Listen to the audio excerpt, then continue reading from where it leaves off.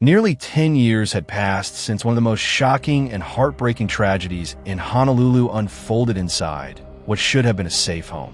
On that night, a small child's life was taken, and a young woman's survival hung by a thread, leaving a family forever scarred and a community shaken to its core. The man responsible, who had been living under the same roof as his victims, was finally facing life in prison. The story of what happened that night, and the years of waiting that followed, is a stark reminder of how quickly ordinary life can turn into unimaginable horror, and how long it can take for justice to arrive. In October 2016, an ordinary apartment in Honolulu became the scene of violence so brutal it defies comprehension. The apartment was home to a small family, people who shared meals, laughter, and trust. Among them was 4-year-old Jeremiah, full of life and innocence, and his aunt, Imaculata Roke, a caregiver whose presence was a source of safety and comfort for the child. The man who would change their lives forever, Wacer Walter, was not a stranger.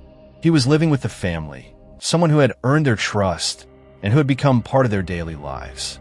That level of familiarity made the events of that night all the more horrifying. Violence from within a circle of trust leaves wounds that run deeper than any stranger could inflict, and that night would leave scars that no one could erase. The brutality of the attack stunned everyone who would later hear the details. Jeremiah was stabbed multiple times, his small body unable to defend itself, while his aunt endured life-threatening injuries as she tried to protect him. The violence was sudden, intimate, and devastating. For nearly a decade, the memory of that night lingered, in the hearts of the victim's family, in the conscience of the community, and in the long and painstaking legal process that followed. Every day, without resolution, stretched the pain, making the eventual promise of justice even more important. This is not a story about statistics, theories, or crime headlines. It is the story of real people, a child whose life was stolen, a young woman who survived at immense cost, and a perpetrator whose actions changed lives irreversibly. The narrative of what happened is as much about loss as it is about resilience, and about how long it can take for accountability to finally arrive. If you value detailed, true crime storytelling that honors real lives and explores the depth of human experience, make sure to subscribe to Real Crime Saga. Like this video and share it with someone who follows true life cases, so that these stories are told with care and respect. This story is shocking, heartbreaking, and a long-awaited lesson in justice. Honolulu, Hawaii, is often pictured as a place of sun-soaked beaches, gentle ocean breezes, and a slower, peaceful way of life. It is a city that carries the image of paradise, a community bound together by culture, family, and daily routines that feel safe and familiar. But even in a place defined by beauty, tragedy can strike in the most unexpected ways, shattering the illusion of safety and leaving lasting scars on those who witness or endure it. On one night in October 2016, a residential apartment in Honolulu became the setting for a crime so devastating that it would haunt a family, a neighborhood, and the wider community for nearly a decade.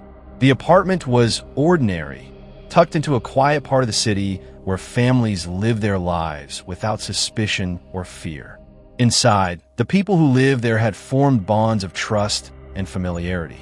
Meals were shared, conversations flowed, and children played under the watchful eyes of adults who were supposed to protect them. Among them was 4-year-old Jeremiah, a child just beginning to experience the world, and his aunt, Imaculata Roke, whose presence provided guidance, care, and comfort. The man who would commit the violence that night, Wacer Walter, was not a stranger who entered uninvited. He was part of that circle, someone the family welcomed into their home, someone Roke even considered like an adopted brother. The sense of security that comes with familiarity made the unfolding violence all the more terrifying, not only for the victims, but for the community that would hear the news. The crime itself took place nearly 10 years ago, but the effects have lingered far beyond that single night. For years, the family and the community waiting for answers, waiting for justice, and living with the knowledge that a child had been taken and a young woman left to endure the aftermath of brutal violence. Arrests were made quickly, yet the legal process moved slowly, stretching the pain over years as prosecutors meticulously built a case that could withstand court scrutiny. Court dates were postponed, hearings rescheduled, and every procedural requirement extended the timeline, prolonging the anguish for those who had already suffered so much. For the family, every year of waiting was a reminder of the fragility of life and the unfinished business of accountability. For the community, the story of that night remained a cautionary tale of trust violated, innocence destroyed, and safety compromised in a space that should have been secure. Honolulu itself felt the echoes of this crime, a quiet grief that spread beyond the apartment walls, reminding residents that tragedy can touch even the most ordinary lives. The passage of time did not lessen the horror of that October night. Instead, it deepened the longing for resolution and magnified the impact of every small milestone in the case. Nearly a decade later, the guilty plea would finally bring formal acknowledgement of the crime, but the shadow of that night would never fully lift from the minds and hearts of those who endured it. The story of this apartment, this family, and this community is a testament to both the enduring impact of violence and the long journey toward justice. At the heart of this tragedy were three people whose lives became forever intertwined by violence, trust broken, and a night that no one could forget. Understanding who was involved is crucial because it reveals the profound betrayal that underlined this crime and the human cost that cannot be measured by headlines or court records. The youngest victim was 4-year-old Jeremiah, a boy who had barely begun to experience the world. At that age, life is simple and fragile. Days are filled with play, curiosity, and the comfort of adults who are supposed to provide safety and guidance. Jeremiah had not yet encountered the harsh realities of the world, and in his home, he trusted the people around him implicitly. That trust was absolute, as it should have been for a child of his age. His life, full of potential and innocence, was violently stolen in a way that shook everyone who knew him. The loss of a child is a wound that time cannot heal, and for Jeremiah's family, every moment since has been marked by grief, remembrance, and the haunting question of what could have been. With Jeremiah that night was his aunt, Imaculata Roke. She was more than a caregiver. She was a source of protection, guidance, and love for the boy. Her presence in the apartment that night was critical, but it did not shield her from the horrors that unfolded. Roke endured life-threatening injuries during the attack, fighting not just for her own survival, but for the child she had devoted herself to. Surviving an assault of this magnitude leaves deep physical and psychological scars. Her recovery would be long, painful, and complicated, marked by both the challenges of healing her body and the trauma of witnessing the loss of her nephew. Yet her survival also became a central pillar of the case. Her testimony and recollection of the events would ultimately be key in ensuring that justice was pursued, even if it took nearly a decade to arrive. The man who committed the attack was Wacer Walter, a young adult at the time. He was not a stranger entering from the outside. He lived with the family, a trusted presence in their home, and someone considered like an adopted brother by Roke herself. That level of familiarity made his actions all the more shocking and devastating. Crimes committed by someone known to the victims carry a particularly insidious weight because they violate the most basic assumptions about safety and trust. A home is meant to be a sanctuary, and the people inside are expected to protect, not harm. Walter's betrayal compounded the tragedy, leaving not only physical wounds, but emotional ones that would echo for years. These three individuals, Jeremiah, Imaculata Roke, and Wacer Walter, represent the core of a story about innocence lost, survival tested, and trust broken. The dynamics between them, rooted in familial connection and shared daily life, set the stage for a night that would alter their lives forever. This was not random violence. It was intimate, personal, and brutal, carried out by someone within the very circle meant to provide safety and care. It is this proximity, this closeness turned destructive, that gives the story its tragic and enduring weight. The night of the attack began like any ordinary evening, quiet and unremarkable, inside a Honolulu apartment that should have been a sanctuary.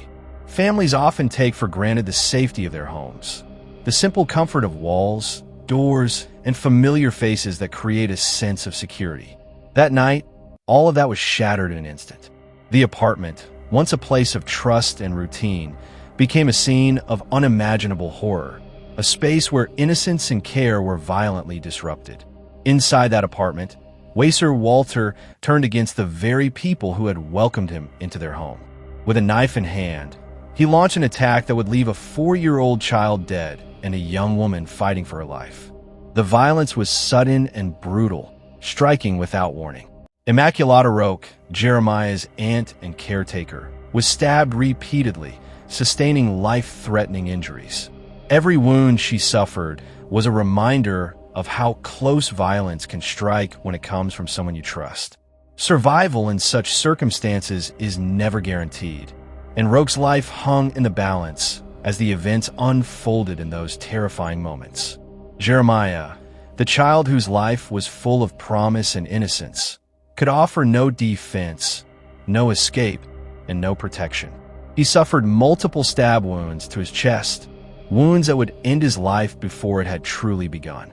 At 4 years old, he had only just begun to explore the world, to learn, to laugh, and to play.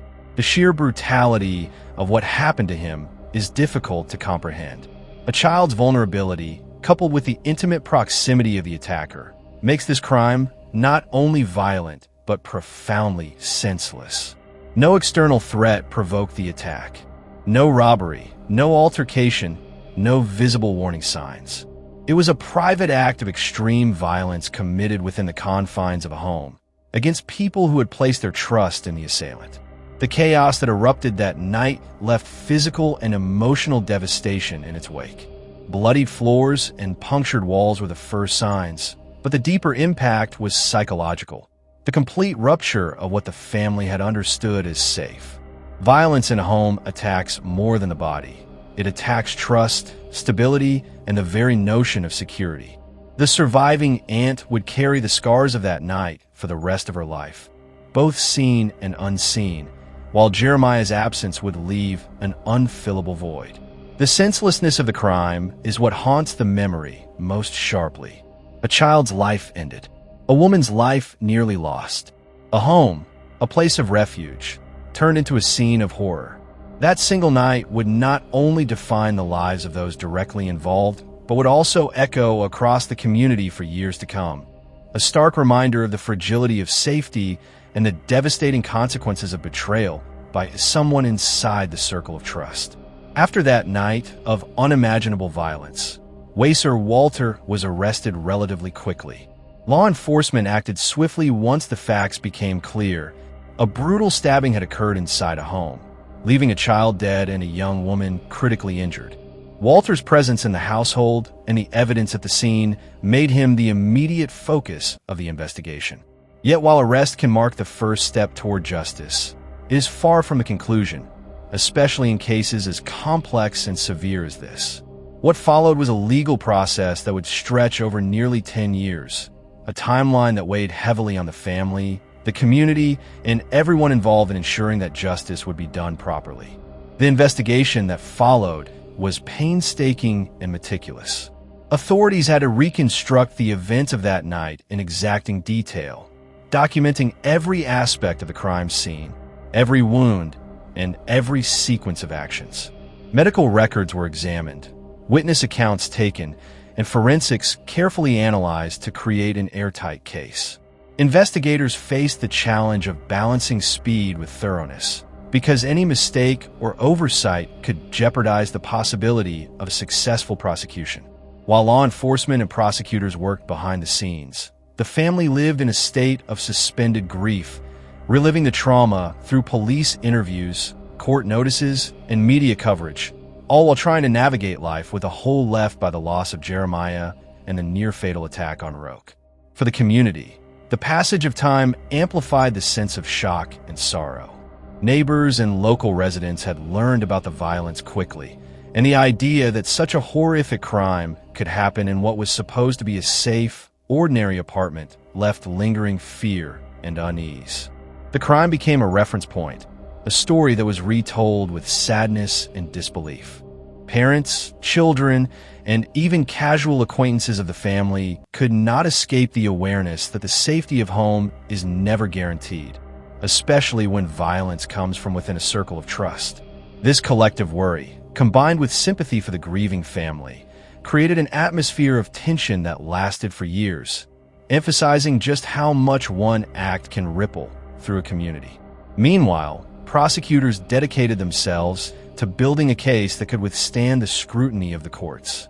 They could not rush, nor could they afford errors. Each piece of evidence was carefully verified, every witness statement corroborated, and every legal procedure meticulously followed. Cases involving homicide and attempted homicide are among the most complex in the justice system, and the added factor of a child victim made every decision more critical. Delays in hearings, procedural motions, and legal reviews may have frustrated the family and community, but these steps ensured that the case would ultimately be credible, defensible, and complete.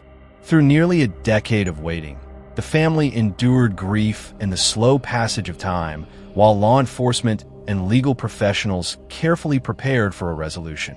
What they were working toward was accountability that could not be overturned, justice that would last. The meticulous, methodical work behind the scenes set the stage for the eventual guilty plea that would finally acknowledge the weight of the crime and bring a formal conclusion to years of anguish. On January 23, 2026, nearly 10 years after that horrific night in Honolulu, the long wait for justice finally came to a moment of reckoning. Wacer Walter, the man who had taken the life of 4-year-old Jeremiah and inflicted life-threatening injuries on his aunt, Imaculata Roke, entered a guilty plea in court. He admitted to both murder and attempted murder charges, formally acknowledging the gravity of his actions and the destruction he had caused. For the family, the community, and everyone who had followed the case, this moment was a bittersweet culmination of years of grief, anticipation, and painstaking legal effort. The guilty plea carried weight far beyond the words spoken in the courtroom. It was an official recognition of guilt, a public and undeniable acknowledgement that the act of violence had been committed and that accountability would finally be imposed.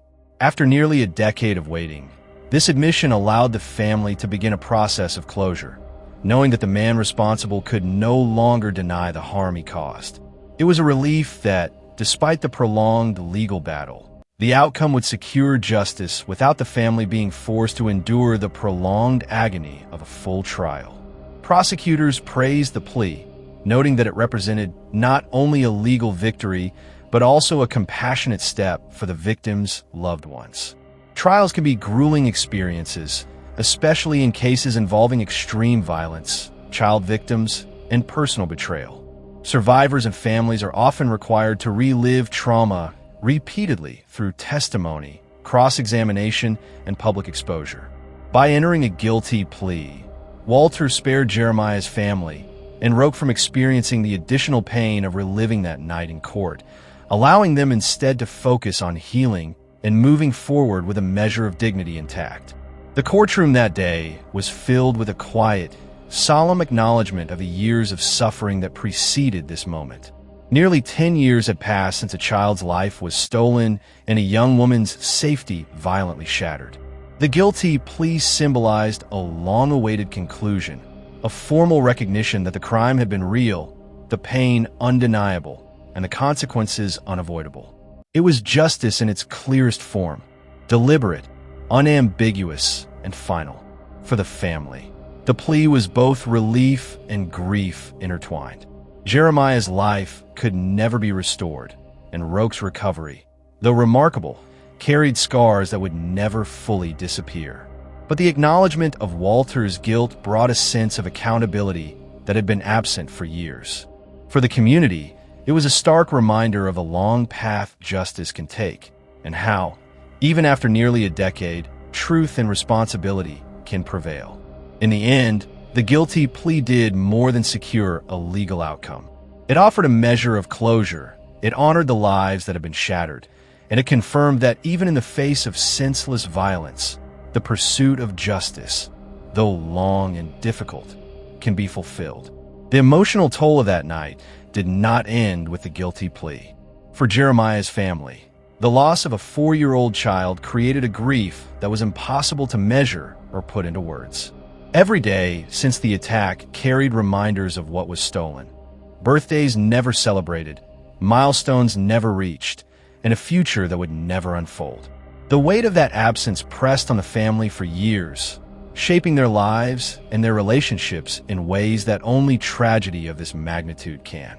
A child's death leaves a void that no passage of time can fill, and for Jeremiah's parents and extended family, the wound remained raw throughout nearly a decade of waiting for accountability.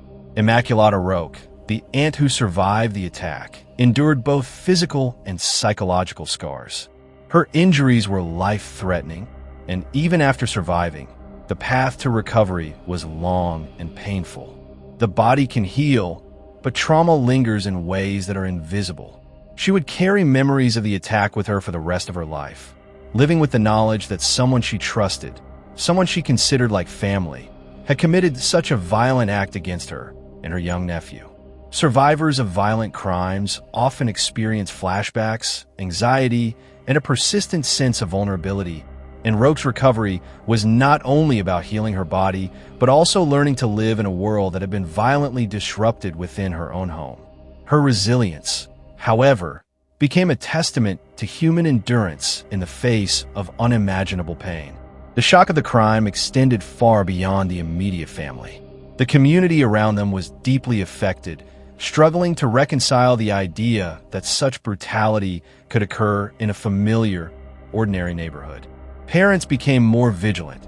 Neighbors were left questioning the safety of their own homes, and conversations about trust, vulnerability, and domestic safety spread through schools, workplaces, and local organizations.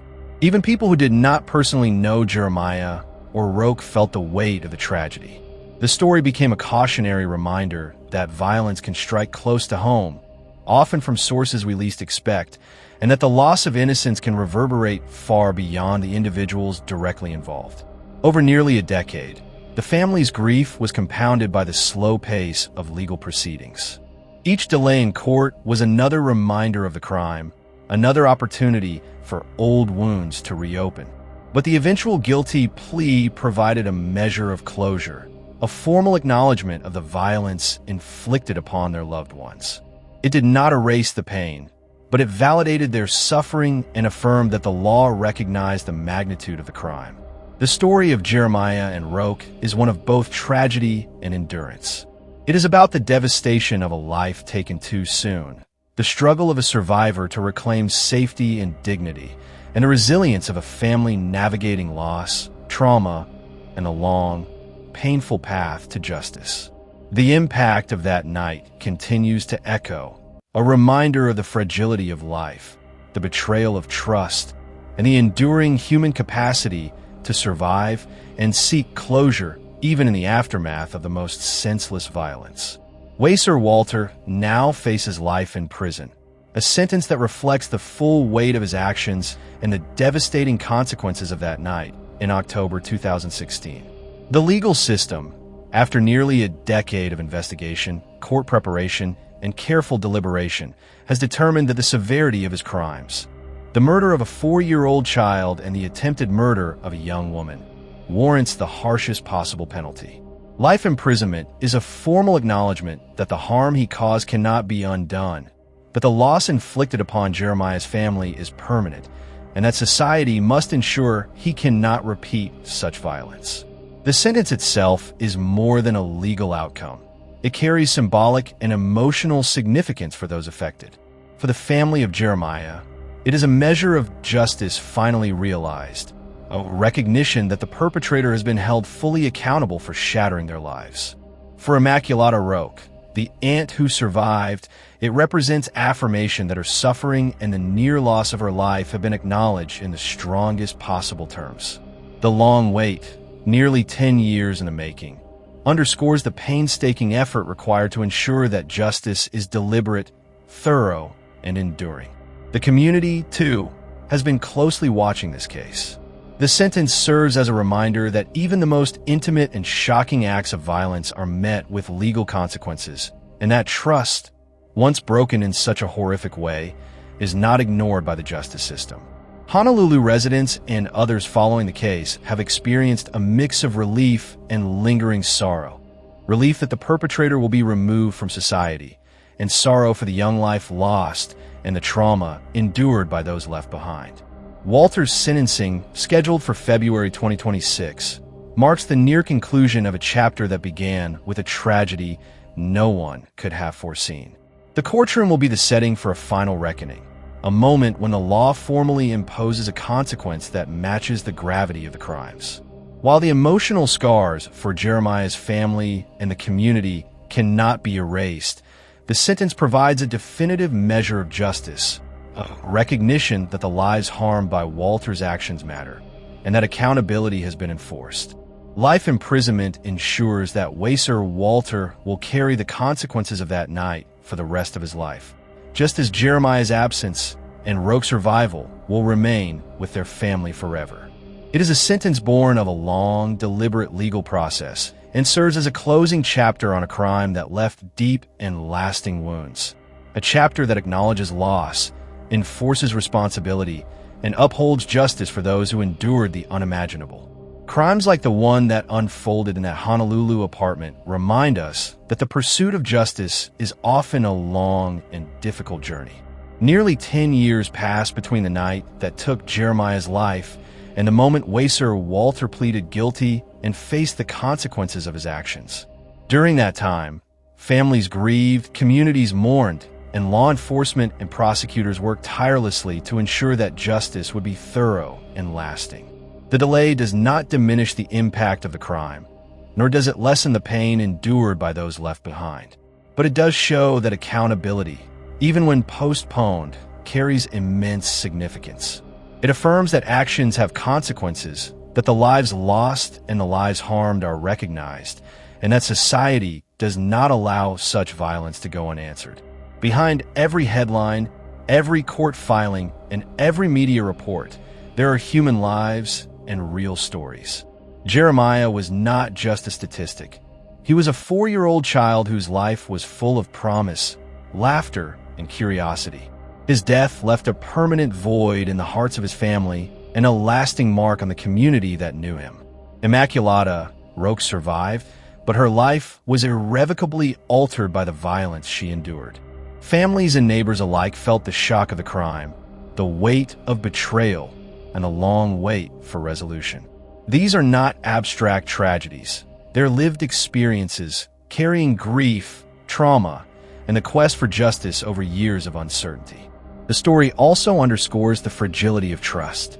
Violence from someone within a family or household pierces far deeper than that committed by a stranger.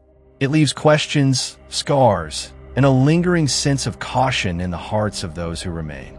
Yet, even amid such devastation, the pursuit of justice provides a measure of acknowledgement and closure. It validates suffering and confirms that the harm inflicted is taken seriously by the legal system. While the scars will remain, accountability offers a sense of resolution, a way to recognize what was lost, and a firm reminder that such actions have consequences. For the viewers of this story, it is a call to remember the human element behind every crime. Statistics and headlines cannot capture the depth of loss, the endurance of survivors, or the emotional toll on families. Each case, each tragedy, involves real people, lives ended, lives altered, and lives left to navigate the aftermath. The case of Jeremiah and Imaculata Roke reminds us that patience, perseverance, and a commitment to justice are essential, even when the path is long and painful. In the end, accountability matters. Even when it is delayed, it honors the victims, acknowledges the suffering of survivors, and reinforces the principle that crime, no matter how intimate or violent, cannot go unanswered. This story is not just about a sentence or a plea. It is about human lives, the consequences of actions, and the enduring hope that justice, however delayed, will be served.